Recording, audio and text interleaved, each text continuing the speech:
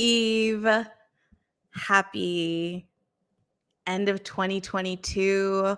Welcoming in 2023.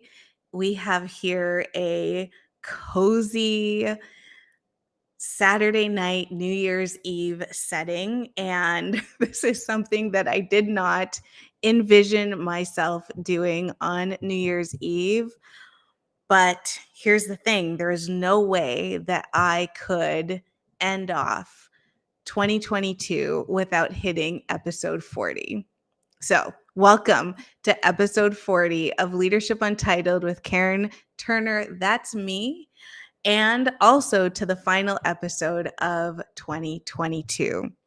On this podcast, we talk about all things leadership excellence, and I continue to be in a different location as my family and I settle in to our new city, our new state. And if you have no idea what I'm talking about, I invite you to listen to episode 39, where I share all of the details and why I share life updates on a leadership podcast. Before we jump into 2022 and talking about the title of Do Less, I want to say a giant thank you. I want to end off this year by acknowledging all of the support that you have given by sharing, by watching, by leaving comments, by messaging me and sharing how you personally have benefited from the podcast, how you shared the podcast and someone said thank you to you. I love receiving messages where someone said that a colleague, a friend, or family member shared my podcast with them and that it benefited them in a positive way.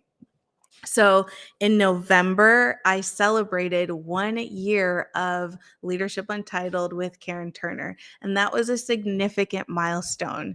I didn't celebrate it publicly, but you better believe that I took time to acknowledge hitting that milestone, to acknowledge that I had remained consistent in this thing that I had created and that I put into the world. I think the exact date was November the 17th. And again, it is a joy for me to share my leadership voice, share my leadership philosophy, and the fact that anyone listens, I appreciate that. So thank you very much to those of you who listen, again, to those of you who share everything that I just said. Hopefully you understand that I am incredibly grateful for you being a part of the Leadership Untitled community.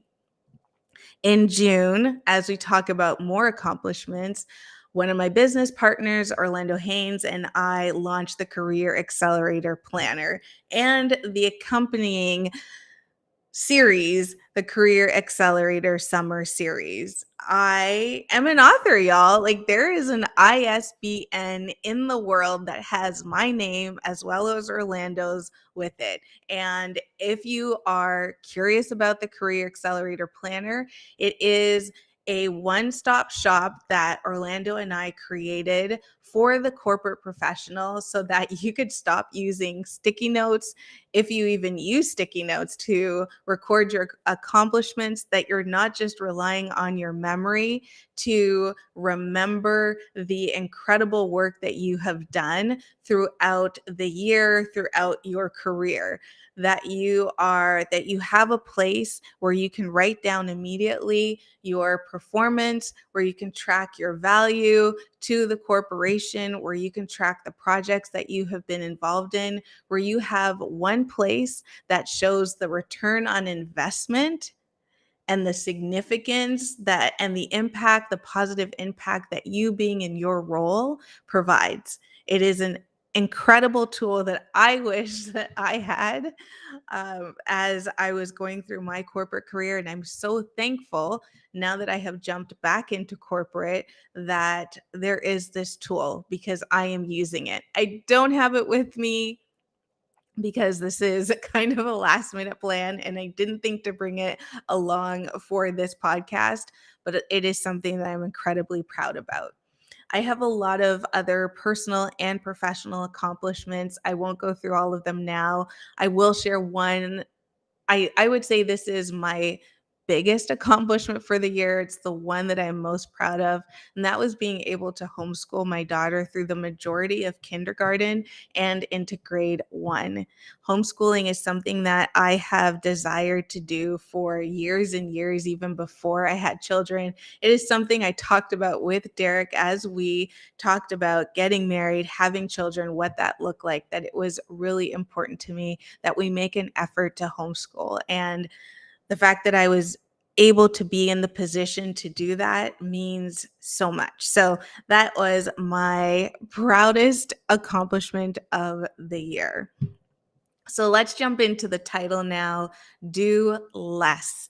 Let's do less. Let's commit to doing less in 2023. I am still a fan of that one word trend, the one word that guides your philosophy, guides your focus, how you look at life.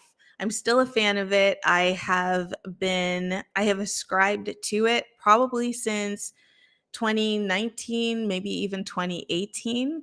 I'm also very much a fan of resolutions because why would you not want to take advantage of the worldwide momentum that happens from December 31 into January 1st and probably through the first couple of weeks of January? That's incredible energy where there are people who are just like, this is a fresh page to 365 days, a 365-day story. It's a new chapter. It is one of the pivotal moments in a year that everyone is kind of on the same page around the world with understanding, even if you don't acknowledge resolutions, but understanding that it's a big change and that it's a lot of new opportunities that are opening the way, that it's a fresh start. Even if you're not setting resolutions, there's a general feeling of a fresh start. And again, why would we not take advantage of this worldwide momentum, all of that energy that is happening through the world, taking some of it, harnessing it, and saying, these are the things that I want to accomplish, putting a stake in the ground. So I'm a fan of one word. I'm a fan of resolutions. My one word that is guiding my resolutions and guiding how I look at 2023 is consistency. As I considered what it means to be consistency, I recognize that the reason that I struggle so much with it is plainly because I do too much. And you're probably doing too much too. Last year in 2021, I remember specifically spending a weekend creating a schedule for the week and through the month. This schedule was so complex. There were so many ins and out of it. None of the weekdays looked the same. I mean, it was a thing of beauty. First, let me put it out there. It was a thing of beauty. I was so proud of it when I was done. But when I went to actually execute it and remain consistent, it was just so complex. It wasn't easy. I was trying to do too much. I was trying to juggle too many priorities, trying to accomplish too much at one time, and it fizzled. And unfortunately, when we get to a place where we fizzle, where we feel defeated, our subconscious mind picks that up as a broken promise to ourselves that we can't trust us, our very being, to do the things that we say we're going to do. And when you compound that over and over again, you can end up in a place of feeling, for lack of a better word, defeated, or a different word, feeling defeated. And I have slowly worked out of that feeling of from 2021 into 2022 And that's why I celebrate 1 year of the podcast. Even if I didn't hit every single week like I had planned, I kept it simple and I kept it straightforward. I kept it to producing a podcast weekly. And I'm proud of what I accomplished because I recognize that I struggle with consistency because of doing too much. So those schedules are gone. I You may be that person who can juggle 100 different priorities successfully, but I am not.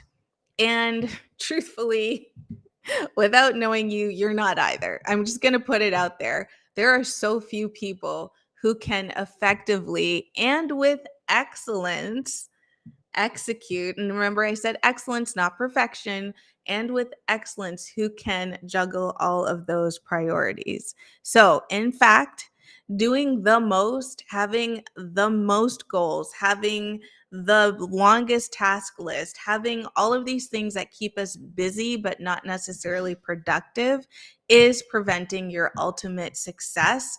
It's preventing your excellence. It's preventing your expertise from shining brightly. It's preventing your message from getting out into the world. So, you are not thriving as a multitasker. I am not thriving as a multitasker. So, let's dig into it more.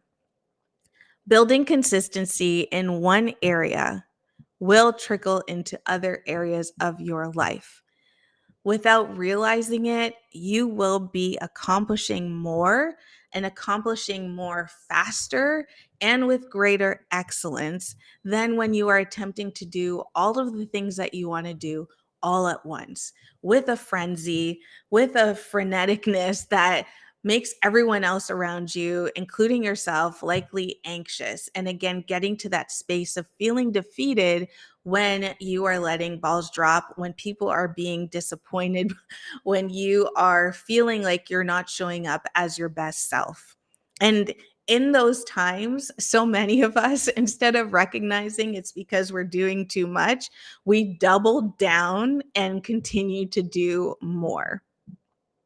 So my one word is consistency, but if I'm honest, I'm probably cheating a little bit because consistency is the theme and I would say clarity is my sub theme. Clarity has to be part of the conversation. We often are doing too much because we lack clarity on the activities, the priorities that will help us reach our goals. So we just go after everything all at once and we just add more along the way. And as I said, when we're feeling defeated, when we feel like we're letting people down, when we're letting ourselves down, we don't take a step back.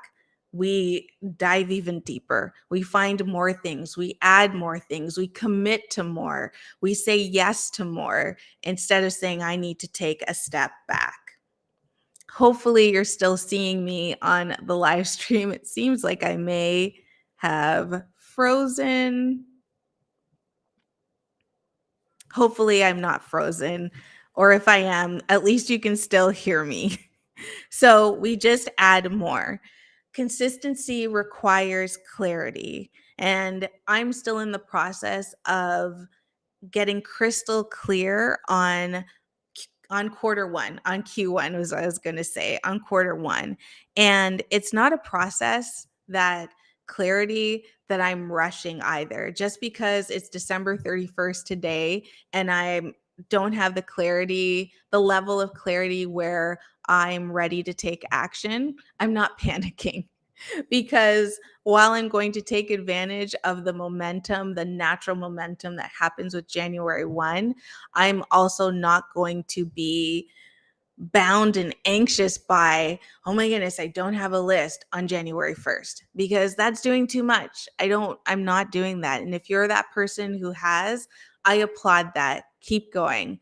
But I'm going to continue to turn inward and truly think about review 2022 and think about what I want to accomplish and then probably cut that list in half, probably cut it again in half until I get to a quarter for Q1, for quarter one, and what I want to accomplish and remain consistent in that fact.